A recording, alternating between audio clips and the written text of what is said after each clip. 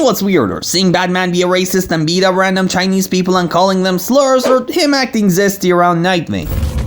Do I look fat in this outfit? Seriously though, people call Squirrel Girl's new skin whitewashing or relate the dislikes Ironheart's trailer got to racism when the OG superheroes were the literal definition of racism. There's a comic of Lois Lane using magic to turn herself black and asked Superman for marriage, and he was like, not when you're in this form. And though that comic is considered racist by today's standards, it was supposedly revolutionary for its time. Also, there's a forgotten power of Superman where he could shapeshift his face into a... yeah.